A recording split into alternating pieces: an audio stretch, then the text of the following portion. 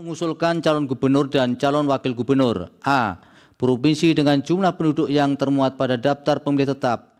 Mahkamah Konstitusi memutuskan mengubah ambang batas pencalonan kepala daerah melalui putusan nomor 60/PUU 22/2024 yang dimohonkan oleh Partai Buruh dan Gelora, di mana partai atau gabungan parpol peserta pemilu bisa mengajukan calon kepala daerah meski tidak punya kursi DPRD. Putusan ini dibacakan oleh Ketua MK Soehartoyo dalam sidang di Gedung MK Jakarta Pusat pada Selasa 20 Agustus 2024.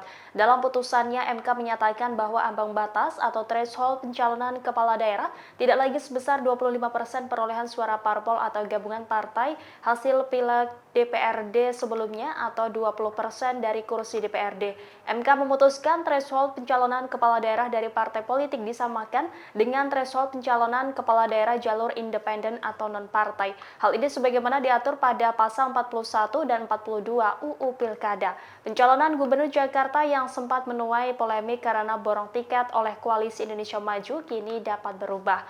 Ex-Gubernur DKI Jakarta Anies Baswedan yang sebelumnya kehabisan partai politik dengan perolehan suara 20% di pemilihan legislatif DPRD DKI Jakarta kini punya harapan. Sebab berdasarkan putusan MK ini, threshold pencalonan Gubernur Jakarta hanya membutuhkan 7,5% suara di pemilihan legislatif sebelumnya.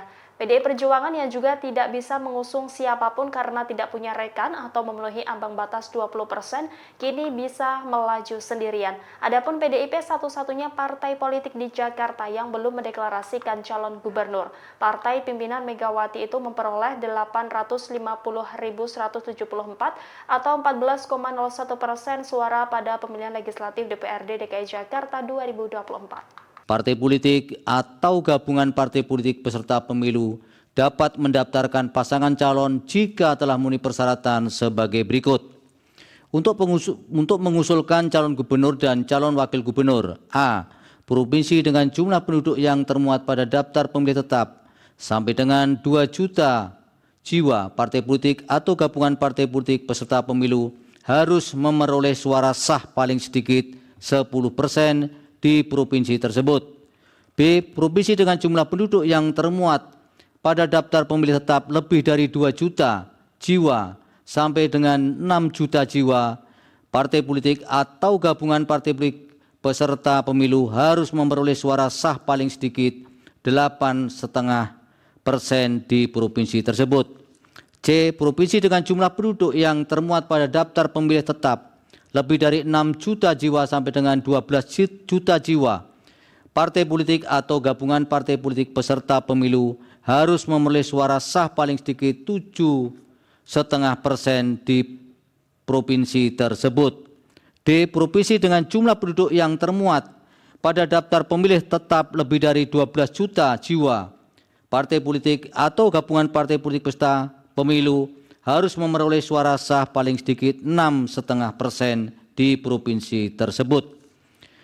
Untuk mengusulkan calon bupati dan calon wakil bupati serta calon wali kota dan calon wali kota. A. Kabupaten atau kota dengan jumlah penduduk yang termuat pada daftar pemilih tetap sampai dengan 250.000 jiwa.